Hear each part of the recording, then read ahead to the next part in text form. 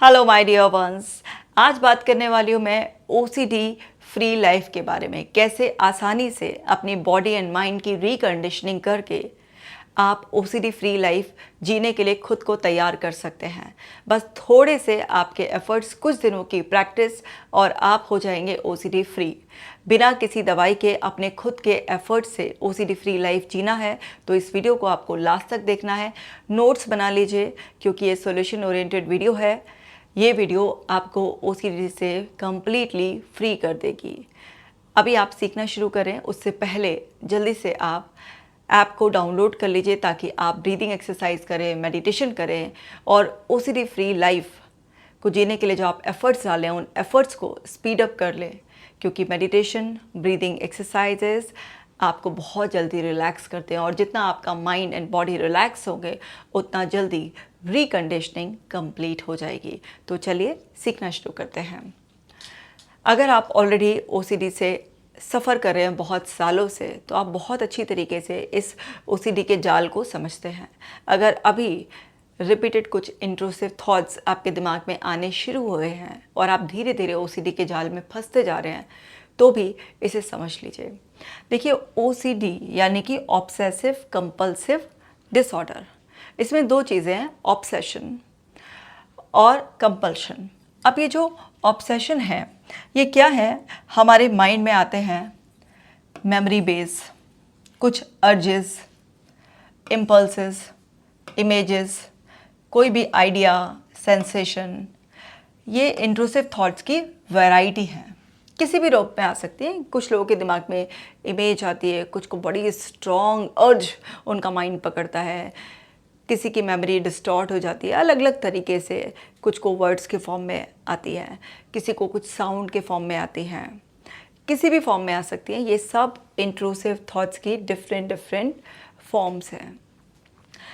अब जब ये इंट्रूसिव थॉट्स रिपीटेडली आते हैं तो हम कहते हैं कि हमारा माइंड ना ऑब्सेस्ड हो गया है। यानी कि हम चाहते नहीं कि आए, ये अनवांटेड है और हमारे दिमाग में बार बार आ रहे हैं। अब इन सब से ना एक मीनिंग अटैच होता है। अब ये मीनिंग ही क्या है? डिस्टॉर्टेड मीनिंग होता है। ये कंप्लीटली डिस्टॉर्टेड मीनिंग होता है। क्योंकि ये मीनिंग ही डिस्टॉर्टेड है इस वजह से हमें डिस्ट्रेस फील होता है, बहुत एंग्जाइटी फील हो रही होती है, हमें फियर लगता है, हमें बॉडी में बहुत डिस्कम्फर्ट होता है। और इसकी वजह से हमारा ओवर्ट बिहेवियर यानी कि जो विजिबल होता है, दूसरे लोग भी देखते हैं, अब वो बिहेवियर हमारा सेफ्टी सीकिंग पर्पस से होता है। इस बिहेवियर का क्या मतलब होता है? सेफ्टी सीक करना।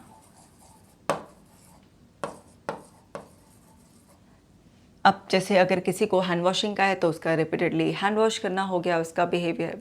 किसी का चेकिंग का है तो कोई चेक कर रहा है। किसी के दिमाग में कुछ भगवान के लिए या किसी परिवार के लोगों के लिए कुछ बुरे ख्याल आ गए हैं तो उसका सॉरी बोलना है। तो किसी भी तरीके से उसका ऐसा बिहेवियर है जो वो बार बार परफॉर्म कर रहा है। और कुछ मेंटल रिचुअल्स भी होते हैं, यानी कि माइंड में ये इंसान कुछ भी चेक कर रहा है, कुछ भी रिप्लेस कर रहा है, किसी भी तरीके से उसके कुछ मेंटल रिचुअल्स भी हो सकते हैं। अवॉइडेंस भी हो सकता है और रीअश्योरेंस सीकिंग भी हो सकता है। लोगों से बार बार कुछ क्वेश्चंस पूछते रहना, अपने आप को तसल्ली सा देते रहना। किसी भी तरीके का आपका बिहेवियर है ये सब ना कंपल्सिव होता है, यानी कि बड़ा फोर्सफुल होता है। ऐसा लगता है कि अगर ये नहीं किया ना तो हमारा दिमाग चैन नहीं लेने देगा, हम रोबोट बन गए और वो हमें चला रहा है, कंपेल कर रहा है। यानी कि हमारा ही दिमाग का एक हिस्सा जो जानता है कि सब बकवास है, लेकिन दूसरा हिस्सा वो बता रहा होता है कि नहीं, यही करना है। अगर आपने नहीं किया तो गिल्ट, शेम, बहुत डिस्ट्रेस फील होता है, बहुत ही ज़्यादा तकलीफ होती है। ऐसा लगता है कि जो लग रहा है वो हो ही जाएगा।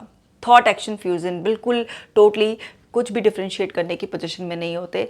वो बहुत ही ज़्यादा रियल लगता है। ऐसा लगता है कि नहीं, जो उस टाइम पर लोग बता रहे हैं कुछ नहीं होगा, डरो मत, ऐसा नहीं है, हमारी बात पर यकीन करो, कुछ भी काम नहीं आता है। उस वक्त ऐसा लगता है कि जो दिमाग बता रहा है बस वही परम सत्य है, इसके अलावा बाकी सब झूठे हैं। एक बार कर लूँ तो तसल्ली पड़ जाए और फिर देखेंगे कि दूसरे लोग क्या कह रहे हैं। इतनी स्ट्रॉन्ग अर्ज होती है, इतना दिमाग परेशान कर देता है। अब इससे रिलीफ तो मिलता है टेम्परेरी, ये सब क्या है, बहुत ही टेम्परेरी है। इससे नेगेटिव रीइंफोर्समेंट हो जाता है, यानी कि ओसीडी आपका स्ट्रॉन्ग हो जाता है। अब ऐसा कोई जानबूझ के नहीं करता, क्योंकि ऐसे बहुत सारे मेरे पास क्लाइंट्स आते हैं जिनके फैमिली मेम्बर बोलते हैं मैम हमने 10 बार इसे समझाया, इसमें क्या है, ऐसा कर ले ऐसा कर ले। या कभी कभी तो ऐसा लगता है जानबूझ के ऐसा कर रहे हैं।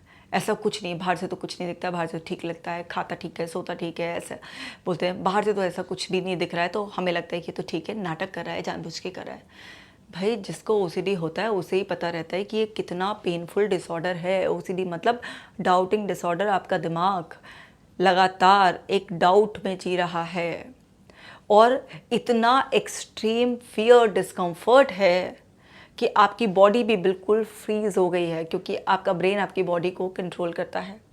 लगातार जब सिग्नल्स ही रॉन्ग आ रहे हैं तो आपकी बॉडी एकदम स्टिफ हो जाएगी, बिल्कुल जैसे अभी यही करना है तभी रिलीज़ होगा, किसी ने बिल्कुल पॉज कर दिया है। आपको बिल्कुल इस तरह से पपेट बना दिया है कि आप जो स्ट्रिंग खींचेंगे वही हाथ पर उठेगा और नहीं तो कुछ नहीं हो सकता। इतना बुरी तरीके से ये डिसऑर्डर टॉर्चर करता है। ओसीडी एक मॉन्स्टर है, बहुत बुरी तरह से टॉर्चर करता है। बाहर से अगर आप देखोगे तो वो इंसान ठीक ठाक आपको लगेगा, वो खाएगा पिएगा भी, सोएगा भी। बहुत सारे लोग ऐसे होते हैं जिनकी नींद बहुत डिस्टर्ब हो जाती है, वो पूरा डिसफंक्शनल हो जाते हैं, अपने काम को भी नहीं कर पाते। उनके घंटों घंटों कंपल्सिव बिहेवियर में, मेंटल रीचेकिंग में लगते रहते हैं, खुद को रीअश्योर करने में लगते हैं। बहुत सारे लोग क्या है, प्रॉक्सी कंपल्शंस भी कराते हैं, खुद तो करेंगे ही, दूसरे लोगों के। ये खुद के कंपल्शंस खुद के नहीं रहते हैं, प्रॉक्सी कंपल्शंस भी होते हैं, यानी कि मैंने तो ऐसा करना है, मुझे दूसरों से भी यही करवाना है। और उनके इतने घंटों वेस्ट होते हैं, क्योंकि इसमें क्या होता है, आपका कॉन्फिडेंस ना बिल्कुल डाउन हो जाता है। ओसीडी आपका कॉन्फिडेंस तोड़ देता है, कॉन्फिडेंस डाउन। और आपका जो डाउट है ना, वो क्या होता है, प्लस होता रहता है, मल्टीप्लाई होता रहता है, बिल्कुल एकदम पहले बढ़ता रहेगा इस तरीके से, फिर मल्टीप्लिकेशन एक से वो खूब जनरलाइज्ड वे में फैल जाएगा।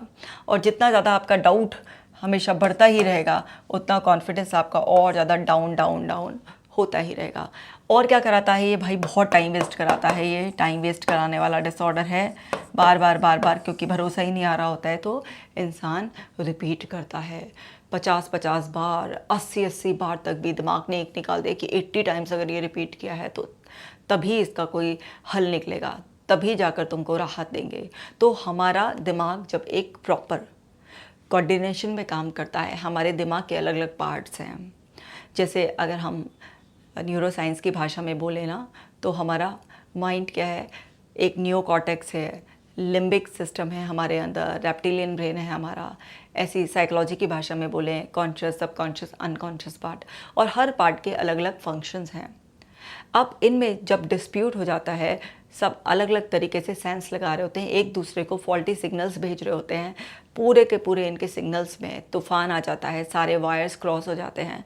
तो उसकी वजह से अलग अलग ब्रेन के पार्ट अलग अलग दिशा में काम कर रहे होते हैं, एक दूसरे की सुन नहीं रहे होते हैं, और बॉडी को भी लगातार गलत सिग्नल्स ट्रांसफ़र हो रहे होते हैं, और एक पर्सन उस टाइम पर टॉर्चर हो रहा होता है। ब्रेन के अलग अलग पार्ट्स किस तरीके से काम करते हैं, ये जो मैं अभी बता रही थी आपको, नियोकॉर्टेक्स के बारे में, लिम्बिक ब्रेन के बारे में और रेप्टिलियन ब्रेन के बारे में, इसके लिए मैं बहुत ही जल्दी एक सेपरेट वीडियो बनाने वाली हूँ, क्योंकि आप लोगों को ये साइको एजुकेशन होनी बहुत ज़रूरी है कि ब्रेन के अलग अलग पार्ट, उनके क्या क्या फंक्शंस हैं, वो एक दूसरे के साथ कैसे एक हारमोनी में काम करें, तो हम इंसानों की ज़िंदगी बहुत अच्छी रहती है। अगर इनमें आपसी झगड़ा हो गया, इनका तालमेल बिगड़ गया, तो हमारी ज़िंदगी बर्बाद कर देते हैं ये। तो मैं बहुत ही जल्दी ये वीडियो बनाने वाली हूँ, आप उस वीडियो को भी ज़रूर देखिएगा। फ़िलहाल आप समझ लीजिए कि ये ओसीडी वाले के साथ हो रहा है। अब क्या है, ओसीडी यूं ही बैठे बिठाए आज ही नहीं हो गया है, उसके पीछे की एक लंबी पूरी हिस्ट्री है। अब आज जो हम दिक्कत भुगत रहे हैं, आज जो हमारा टॉर्चर हो रहा है, उसके पीछे की बड़ी सारी लेयर्स को खंगालना होता है। तो अर्ली एक्सपीरियंसेस बहुत ज़्यादा इम्पॉर्टेंट रोल प्ले करते हैं। आपके जो पहले एक्सपीरियंसेस हुए हैं, चाहे वो आपके चाइल्डहुड एक्सपीरियंसेस हैं, जो ओसीडी होने से कुछ समय पहले हुए हुए एक्सपीरियंसेस हैं, जो भी आपके उससे पहले के एक्सपीरियंसेस हैं, वो बहुत इंपॉर्टेंट रोल प्ले करते हैं। और हमारा फॉर्मेशन होने लगता है डिसफंक्शनल इन्फॉर्मेशन का, क्योंकि हमारी पांचों सेंसेस हर समय कुछ ना कुछ इन्फॉर्मेशन इकट्ठा कर रही हैं। और जब एक डिसफंक्शनल डिस्टॉर्टेड इन्फॉर्मेशन आपका माइंड कलेक्ट करता रहता है और कुछ क्रिटिकल इंसिडेंट्स ऐसे हो जाते हैं जो होते तो इत्तेफाक की वजह से हैं, होना ही था, लेकिन आपका माइंड उन सब को कोरिलेट कर लेता है।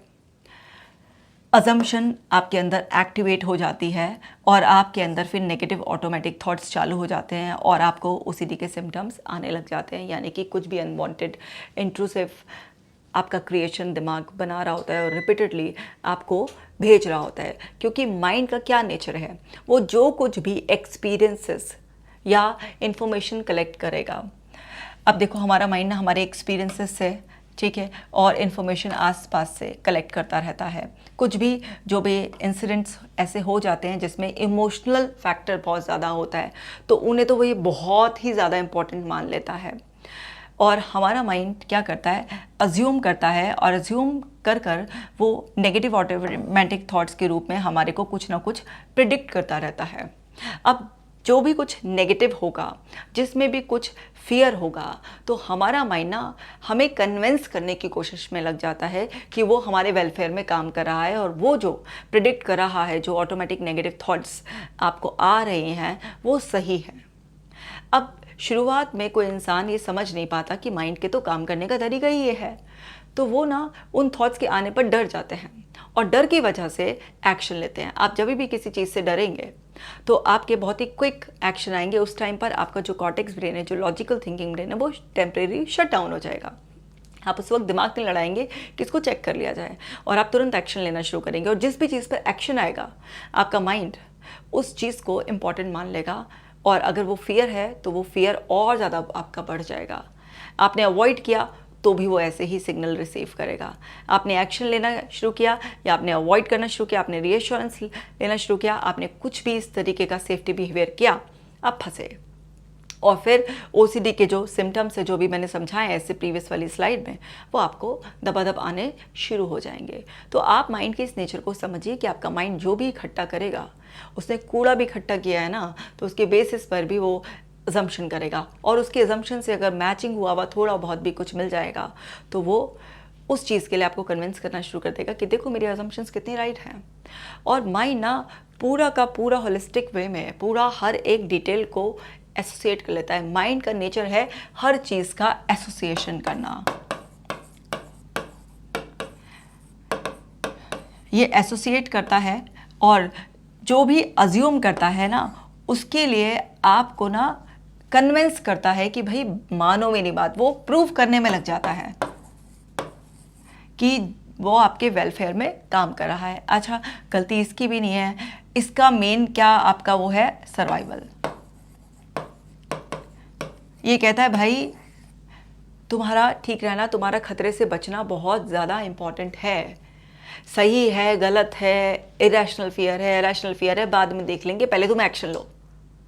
अब इतने में ही काम खराब हो जाता है, इतने में ही वो ओसीडी का लूप एक्टिव हो जाता है और इंसान उस साइकिल में फंसता चला जाता है। क्योंकि आप जिसको भी फीड करोगे वही स्ट्रांग हो जाएगा। अगर आप डाउट को फीड कर रहे हो तो डाउट और स्ट्रांग हो जाएगा। फिर आपका ब्रेन इस कोशिश में कि देखो मैं तो तुम्हारे वेलफेयर में काम कर रहा हूँ, वो आपको और रिपीटेडली सजेशन देना शुरू करेगा, ऐसा कर लो, वैसा कर लो। तो इससे आप ओसीडी में फंस जाते हो।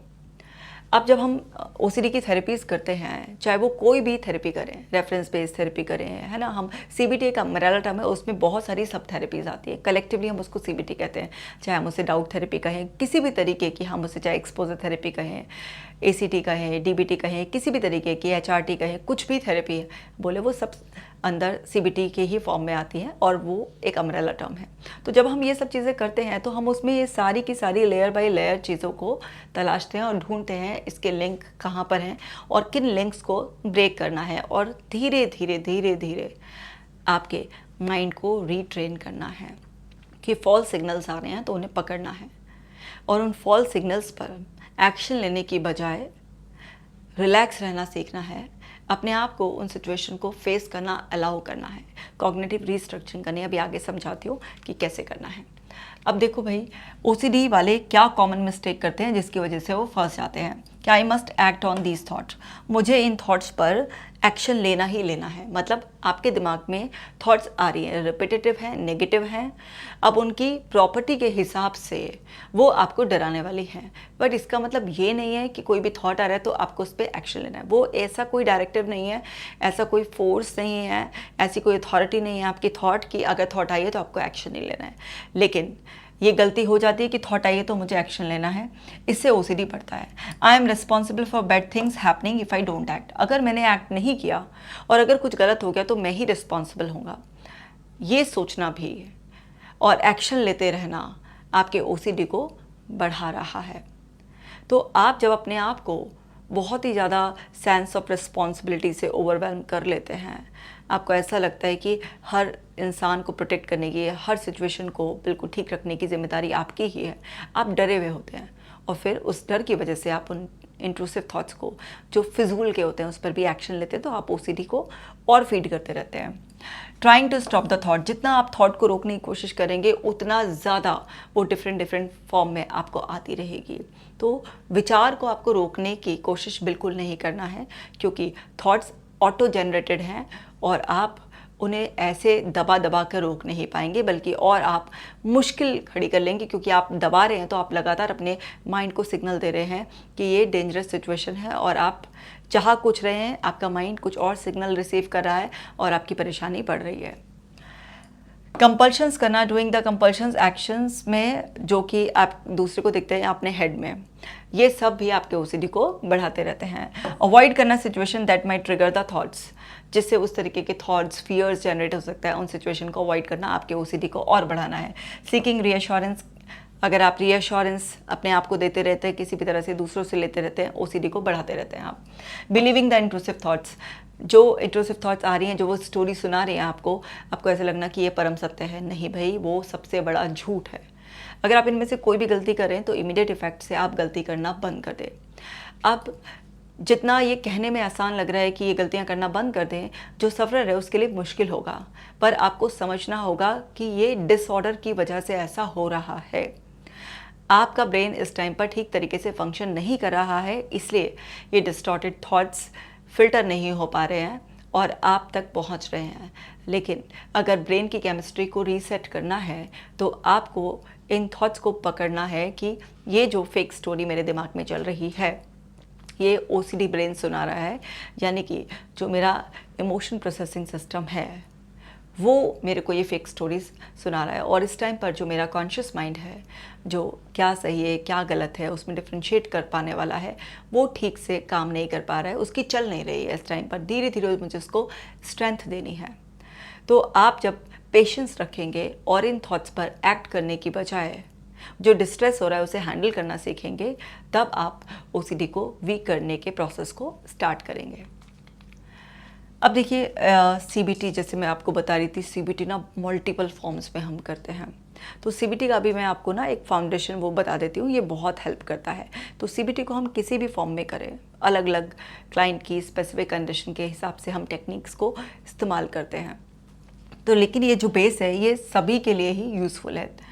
तो सीबीटी यानी कि कॉग्निटिव बिहेवियर थेरेपी क्या कहती है कि भाई आपके थॉट्स, आपके इमोशंस और आपके बिहेवियर में बहुत स्ट्रॉन्ग कनेक्शन है। अगर आप देखेंगे तो ओसीडी में भी यही होता है। आपके थॉट्स यानी कि जो ऑब्सेसिव वे में आपको आते हैं ना, और आपके जो इमोशन है वो जो डिस्कम्फर्ट होता है आपको एंग्जाइटी के रूप में, जो फियर के रूप में होता है, वो इमोशनल डिस्कम्फर्ट जो आपको होता है, और ये जो आपका बिहेवियर है, ये जो कंपल्शंस है। अब आप ये देखो कि आपके इमोशंस और आपका बिहेवियर आप बॉडी के थ्रू करते हैं, क्योंकि आपकी बॉडी ना एक चलती फुर्ती केमिकल लेबोरेटरी है। आप कोई भी इमोशन कहाँ फील करते हैं? आप बॉडी में फील करते हैं। अगर आप गुस्सा भी हैं, है ना, तो आप अपनी बॉडी में ही उस गुस्से को फील करते हैं।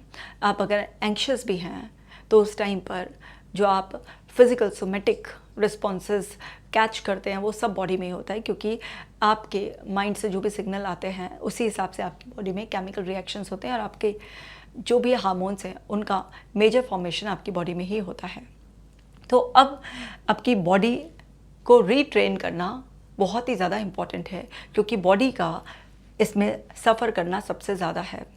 और बॉडी के पास ना लॉन्ग टर्म मेमोरी होती है। बॉडी जब किसी एक चीज़ के लिए प्रोग्राम हो जाती है, कुछ सीख जाती है, आपकी मसल मेमोरी बन जाती है, तो बॉडी ऑटोमेटिकली उस काम को बिना माइंड के भी परफॉर्म कर लेती है। मतलब माइंड से ज़रूरी नहीं है कि वो प्रॉपर सिग्नल टाइम पर आए, वो ऑटोमेटिक भी उस काम को करने में केपेबल होती है। तो अब CBT पे आ जाते हैं। पहले ये कहते हैं CBT की what we think affects how we act and feel. जो भी हम सोचते हैं वो हमारे एक्शंस और हमारी फीलिंग्स को अफेक्ट करते हैं। अगर हमने एक डिस्टॉर्टेड मीनिंग निकाला, हमारी सोच में ही डिस्टॉर्शंस है और एक ही थॉट में मल्टीपल डिस्टॉर्शंस भी हैं, तो हमारी फीलिंग्स कभी भी सही नहीं होंगी। हम नेगेटिव इमोशंस ही फील करेंगे और हमारे एक्शंस को हमारा थॉट प्रोसेस, हमारे वो इमोशंस बहुत डीपली इन्फ्लुएंस करेंगे। ऐसे ही जो भी हम फील कर रहे होते हैं वो हमारे थॉट प्रोसेस को और हमारे एक्शन को अफेक्ट करता है। सेम वे में जो हमारे एक्शंस होते हैं, what we do affects how we think and feel. यानी कि एक का बाकी दो पर बड़ा प्रभाव होता है।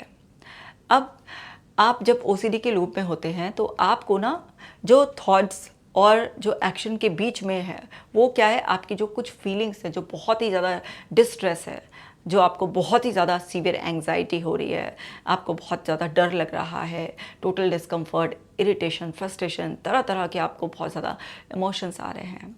तो वो किसी भी थॉट से अगर आपकी इतनी एंग्जाइटी ना जुड़ी हुई हो, इतना डिस्कम्फर्ट ना जुड़ा हुआ हो, तो शायद उस वक्त आपका समझना आसान हो जाए और दूसरे लोगों को भी आपको समझाना आसान हो जाए।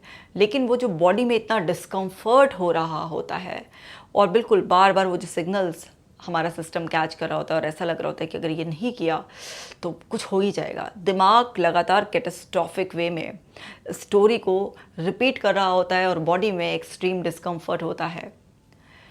तो वो एक्सट्रीम डिस्कम्फर्ट बॉडी के थ्रू कोई एक्शन लेते ही एकदम टेम्परेरी रिलीज़ हो जाता है, क्योंकि बॉडी अगर कोई जॉब परफॉर्म कर लेती है तो वो माइंड को सिग्नल भेजती है। तो अब सबसे पहले ना हमें क्या करना है, अपने उस नेगेटिव इमोशन को, जो डिस्कम्फर्ट हमें बॉडी में हो रहा है, जो हमें एंग्जाइटी हो रही है, उसे रिलीज़ करना होता है। क्योंकि अगर हमारी एंग्जाइटी ही चली जाएगी, अगर वो जो डिस्कम्फर्ट हमें बॉडी में हो रहा है वो चला जाएगा ना, तो हमारे लिए उस सिचुएशन को फेस करना और शांत होकर एक्चुअल में उस डिसफंक्शनल स्टोरी को, उस फेक स्टोरी को जो OCD हमें सुना रहा होता है, उसे समझना, उसे पकड़ना आसान हो जाएगा। तो इसीलिए मैं हमेशा कहती हूँ कि आप ब्रीदिंग एक्सरसाइज कीजिए, आप माइंडफुलनेस प्रैक्टिस कीजिए, आप ग्राउंडिंग टेक्निक कीजिए, आप अपनी एंग्जाइटी को नेचुरल वेज से रिलीज़ करना सीखें, ना कि आप कंपल्शन कर करके टेम्परेरी उस एंग्जाइटी को ड्रॉप करते हैं और फिर आप दोबारा से मौका दे देते हैं अपने ब्रेन को कि वो फिर से वही सिग्नल भेजे और फिर से एंग्जाइटी बिल्डअप हो। तो ये खेल आप खेलते ही रहते हैं, इस खेल का दी एंड करना ही होगा। क्योंकि जब भी आप किसी सिचुएशन में एंटर करेंगे तो क्या होगा, इस तरह से आपने यहाँ पर एंटर किया तो आपकी एंग्जाइटी बिल्ड होगी, बिल्ड होगी, बिल्ड होगी, बिल्ड होगी और जाएगी और एक पैनिक पीक आएगा। अगर आपने यहीं पर ही एग्जिट मार लिया है, ठीक है, तो आपकी जो एंग्जाइटी है ना वो टेम्परेरी यहाँ पर क्या हो जाएगी, टेम्परेरी आपकी जो एंग्जाइटी है वो डाउन चली जाएगी। बट यहाँ पर क्या हो जाएगा, रीइंफोर्समेंट हो जाएगा OCD का और एंग्जाइटी फिर से बिल्डअप होनी शुरू हो जाएगी।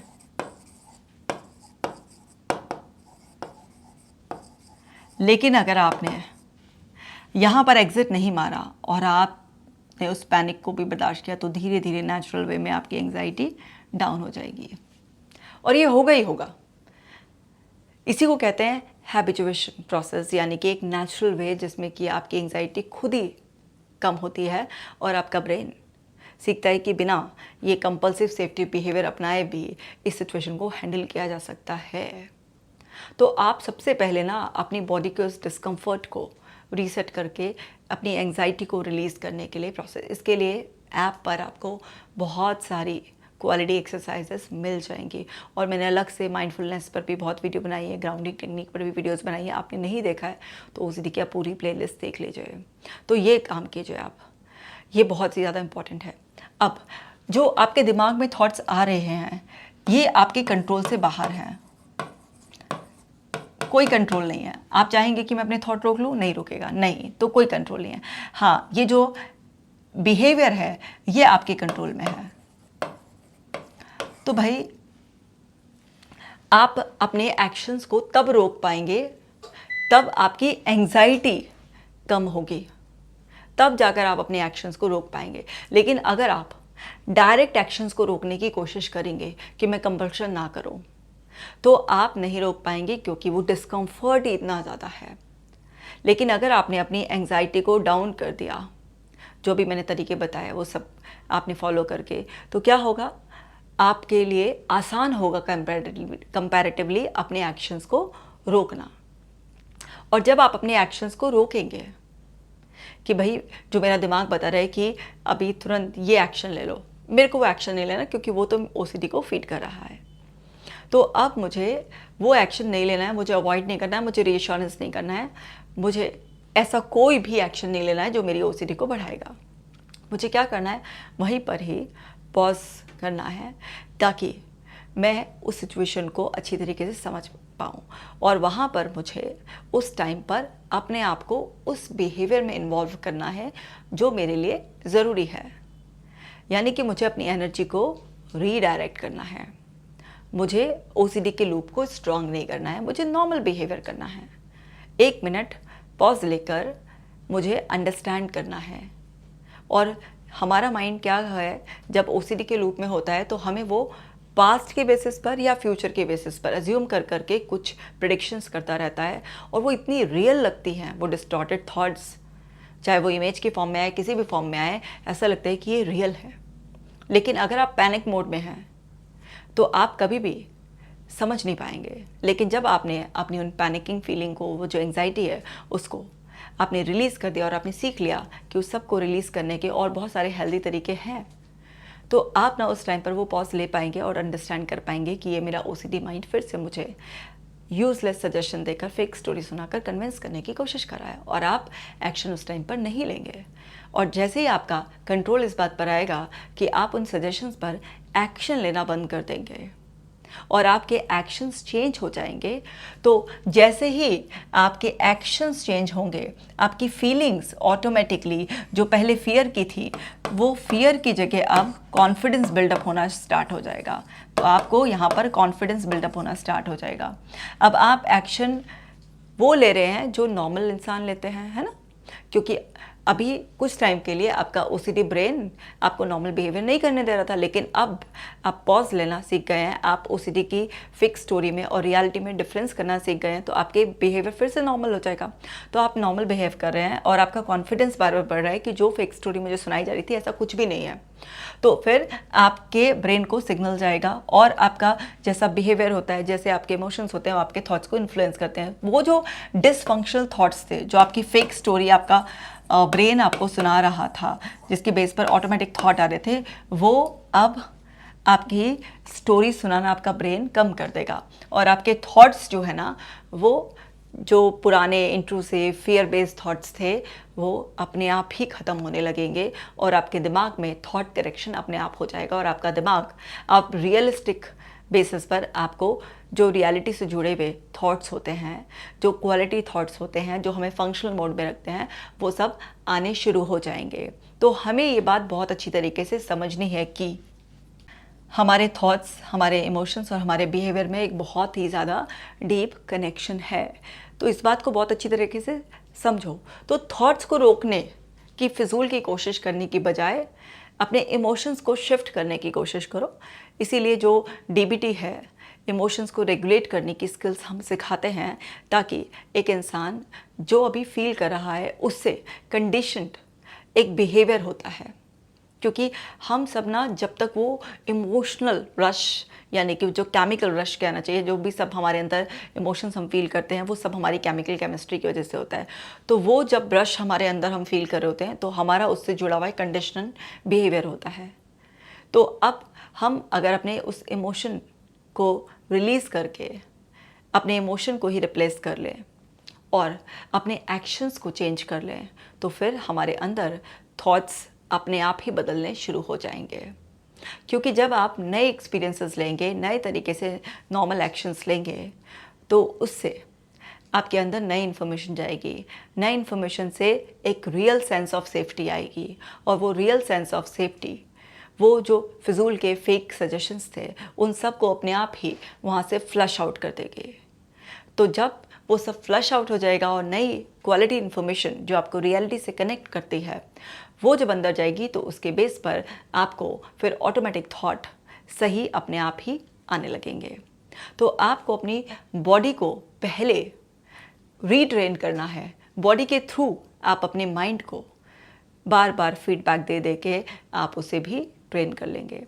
अब जब भी हम कोई भी थेरेपी, चाहे हम हैबिट रिवर्सल थेरेपी लगाते हैं, डायलेक्टिकल बिहेवियर थेरेपी लगाते हैं, एक्सपोजर एंड रिस्पॉन्स थेरेपी, या हम एक्सेप्टेंस एंड कमिटमेंट थेरेपी लगाते हैं, रेफरेंस बेस्ड लगाते हैं हम थेरेपी, डाउट थेरेपी, किसी भी तरीके की थेरेपीज हम यूज़ करते हैं, मल्टीपल थेरेपीज़ का combination, hypnotherapy, neuro linguistic programming, multiple, वो जिस पर्सन की जैसी ज़रूरत होती है उसके हिसाब से लगाते हैं। तो हम सबसे पहले इन्हीं चीज़ों पर वर्क करते हैं, चाहे वो मेंटल प्रैक्टिस करा रहे हो या एक्चुअल में कुछ करा रहे हो। तो कॉग्निटिव रीफ्रेमिंग भी, कि इस तरीके की डिस्टॉर्टेड थिंकिंग पैटर्न आपका माइंड आपको बताता है कब आपको फैक्ट चेकिंग करनी है और कब आपको फैक्ट चेकिंग करे बिना जो आपने एक बार चेक कर लिया है उस पर ही भरोसा रखना है। तो वो मल्टीपल तरीके से जब आप सब ये करते हैं तो उसकी रिकंडीशनिंग हो जाती है। मैंने वैसे इनमें से मैक्सिमम थेरेपी पर वीडियो बना रखा है, आपने अगर अभी तक नहीं देखा है तो देख लीजिए। और इनमें से अगर किसी पर भी आप और चाहते हैं कि मैं सेपरेटली इन अलग अलग थेरेपीज़ पर वीडियो बना दूँ तो आप कॉमेंट सेक्शन में लिख देना, मैं बहुत ही जल्दी उन पर भी आपके लिए वीडियो बना दूँगी। तो अभी आपको समझ में आया आपको कहाँ से चालू करना है। थॉट को रोकने की, कि ये थॉट ना आए, इमेज ना आए, इसकी फिजूल की कोशिश में मत लगो, फंसोगे, बहुत बुरी तरीके से फंसोगे। सबसे पहले अपनी एंग्जाइटी को ख़त्म करो, अपने एक्शंस को कंट्रोल में लेकर आओ पूरा, क्योंकि तुम अपने एक्शंस के मालिक हो। कई बार ऐसा ओसीडी सफरर्स बोलते हैं कि मेरा तो कंट्रोल ही नहीं रहा, मैंने बहुत सोचकर उस सिचुएशन में एंटर किया, लेकिन वहाँ जाते ही पता नहीं मुझे क्या हो गया कि ऑटोमेटिकली मैंने वो सब कुछ कर लिया जो पहले से ही मैं करती आई हूँ। हाँ, ऐसा होता है, क्योंकि जैसे ही आप वहाँ जाते हो तो वो ऑटोमेटिक बिहेवियर आपका अपने आप ही होने लगता है, और उस टाइम पर जो आपकी प्रेजेंट मोमेंट की अवेयरनेस होती है वो बिल्कुल गायब हो जाती है, और उस टाइम पर आप ऐसा बार बार रिपीटेड बिहेवियर करने लगते हो। तो इस तरीके के फेलियर आएंगे, लेकिन अगर इस तरीके के फेलियर जो होंगे आपके, जब आप एक्सपोज करेंगे उस सिचुएशन को, तो अब आप इन फेलियर से निराश हो जाएंगे, तो भाई फिर आप रीट्राई नहीं करेंगे। अगर आप ये सोचेंगे कि पुराना पैटर्न इतना स्ट्रांग है कि मेरे सोच के जाने के बावजूद भी मैंने वही किया जितने टाइम से रिपीट हो रहा है, इसका मतलब है कि मुझे अभी अपने माइंड को और फीड करना है, अपने माइंड से और बात करने की ज़रूरत है, अपनी एंग्जाइटी को और डाउन करना है, और मुझे मेंटल इमेजिनेशन प्रैक्टिस में बिल्कुल अपने आप को नॉर्मल बिहेवियर करते हुए देखना है। जब आप मेंटल इमेजिनेशन प्रैक्टिस करते हैं तो उसमें क्या है कि आप ना जो देखना चाहते हैं कि आप नॉर्मली कैसे बिहेव कर रहे हैं, जिस तरीके के इंटरनल डायलॉग्स होते हैं मन के अंदर, उसे फीड करना और बिल्कुल फील करना एज इफ़ कि आप एकदम से ओसीडी से फ्री हो गए हैं और आप नॉर्मल बिहेवियर कर रहे हैं। जब आप इस तरीके की मेंटल प्रैक्टिस करते हैं तो उस टाइम पर भी ब्रेन में न्यूरॉन्स में फायरिंग वायरिंग होती है और आपके नए कनेक्शंस बनते हैं, और वो एक रियल एक्सपीरियंस की तरह आपको हेल्प करते हैं। ये थोड़ा सा स्टार्टिंग में ग्रेजुअल प्रोसेस होता है, बट ये बहुत ही इफ़ेक्टिव है, और इसी तरीके से कुछ महीनों की या कई बार सालों की प्रैक्टिस के बाद एक इंसान ओसीडी से कम्प्लीटली फ्री हो जाता है, और वो फिर फ्री ही रहता है। ऐसा नहीं है कि कुछ समय के बाद रिलैप्स हो जाएगा, वो फ्री ही रहता है। तो इस तरीके से करना है। अब समझो होता क्या है, जब भी कोई इवेंट या सिचुएशन आती है तो हमारा माइंड ना, जो पास्ट की प्रोग्रामिंग होती है, ये क्या है, हमारी पास्ट की प्रोग्रामिंग, हमारे पास्ट प्रोग्राम्स को चेक करता है। सिचुएशन क्योंकि न्यूट्रल होती है, एक सिचुएशन में एक इंसान बहुत पैनिक कर रहा है, बार बार कोई चीज़ चेक कर रहा है, बार बार क्लीनिंग कर रहा है, सॉरी बोल रहा है, भाग जा रहा है वहाँ से, किसी भी तरीके से कुछ भी ऐसा उसका एबनॉर्मल दिखने वाला बिहेवियर है, लेकिन उसी सेम सिचुएशन में बाकी लोग बिल्कुल नॉर्मल रहते हैं। तो कई बार हम दूसरे लोगों को ऑब्जर्व कर कर भी ऑब्जर्वेशनल लर्निंग के थ्रू अपने ब्रेन को ट्रेनिंग देते हैं कि भाई इस सिचुएशन में सच में कोई डेंजर होता तो बाकी लोग भी तो वैसा ही बिहेव करते, लेकिन बाकी सब नॉर्मल बिहेव कर रहे हैं, प्रॉब्लम यानी कि मेरे माइंड में ही है।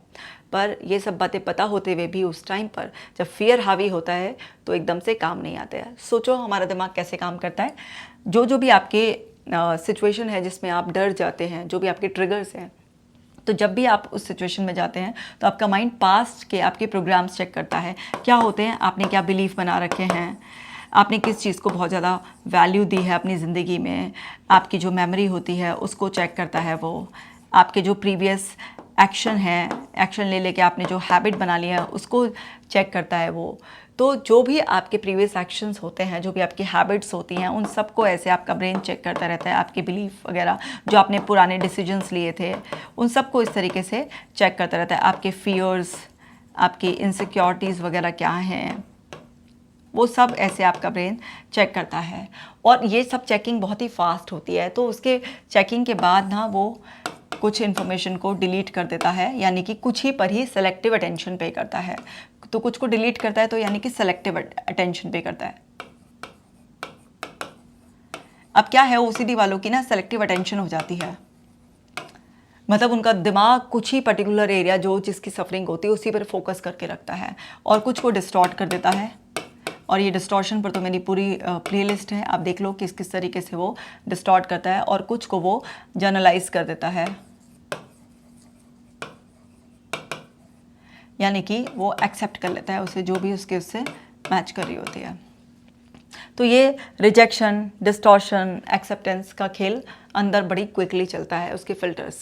अब ओसीडी वालों के यही फ़िल्टर्स ख़राब हो जाते हैं। मैंने आपको पहले भी बताया एक वीडियो में, फ़िल्टर 1, फ़िल्टर 2, ओसीडी वालों का वो फ़िल्टर ख़राब हो जाता है। वही फ़िल्टर धीरे धीरे ट्रेनिंग से ठीक करना होता है, इसलिए ओसीडी पूरी तरह से क्योर हो जाती है। अगर आपने वो फ़िल्टर्स पूरी तरह से ठीक नहीं किए तो ओसीडी ठीक नहीं होगा।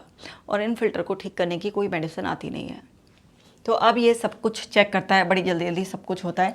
तो कुछ ऑटोमेटिक थॉट्स आती हैं और वो आपके इमोशंस को, बिहेवियर को इन्फ्लुएंस करती हैं। तो अब जो भी लोग हैं पहले सोच कर जाते हैं कि अब हम ऐसा करेंगे, है ना, और फिर वो फेल हो जाते हैं उस टाइम पर।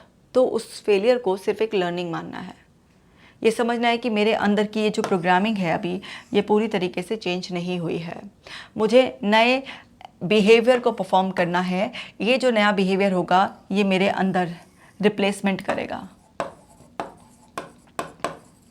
जो मेरे पुराने बिलीफ, हैबिट हैं उन सब को ना यहाँ पर वो हिलाना शुरू करेगा और रिप्लेसमेंट होना स्टार्ट हो जाएगा। आपके जो इमोशंस हैं, आपको एक अभी इमोशंस को रिलीज़ करने का मैंने तरीका बताया आपको, और कुछ इमोशंस आपको इस तरह से अपने अंदर रखने पड़ेंगे, भले ही आज आपकी रियलिटी ना भी हो। लेकिन कई बार ऐसा होता है ना कि हम उतना कॉन्फिडेंट फील भी नहीं कर रहे होते हैं, हम ना डर भी रहे होते हैं, लेकिन फिर भी हम इस तरह से कि मानो हम कॉन्फिडेंट हैं, या फिर हम अपने आप को रेडी कर लेते हैं कि नहीं, मुझे ये फेस करना ही करना है। जो भी लोग आपको फियरलेस दिखाई दे रहे हैं, बहुत डेयरिंग, स्ट्रांग दिखाई दे रहे हैं, क्या उन्हें कभी कोई डर नहीं लगता है, लेकिन वो उस मोमेंट में डिसीजन लेते हैं कि मुझे इसे फेस करना है।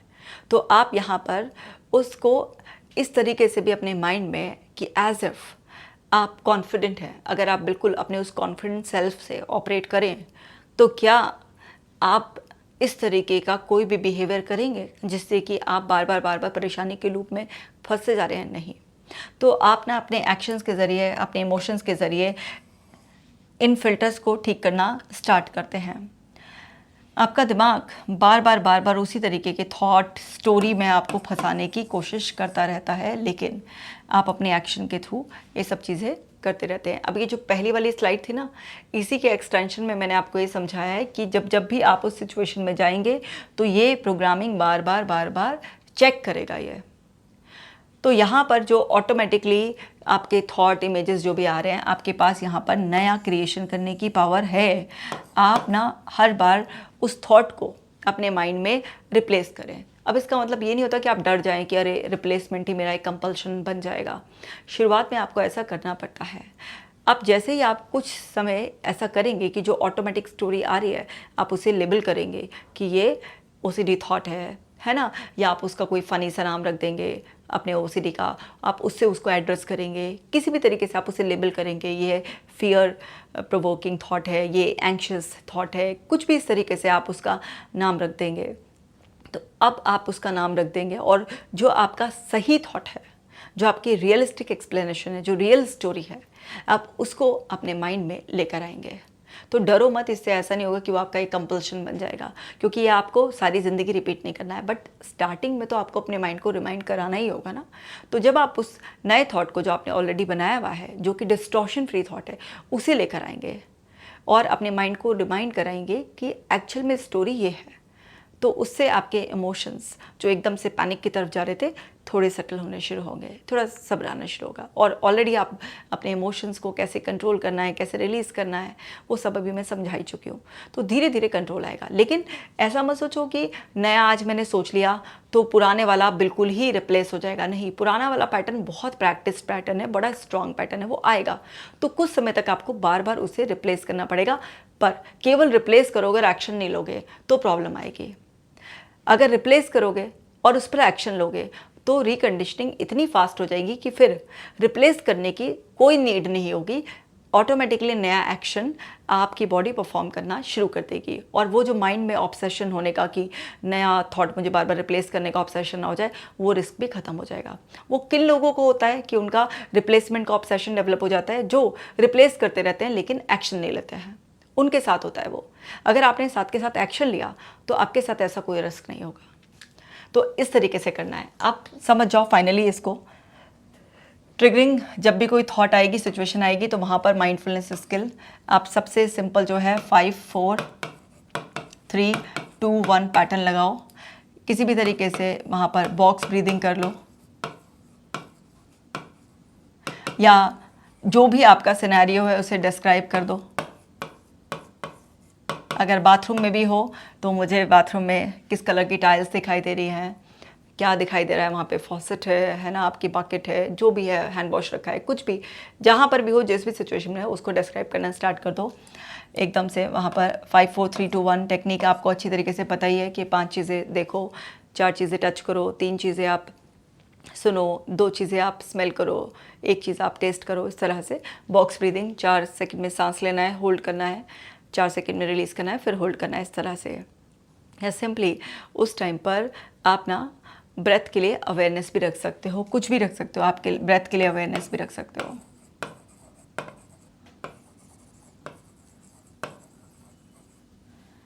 तो वहाँ पर आप किसी भी तरीके की सिंपल आप एकदम से माइंडफुलनेस की कोई भी एक्सरसाइज ऐसे कर सकते हो।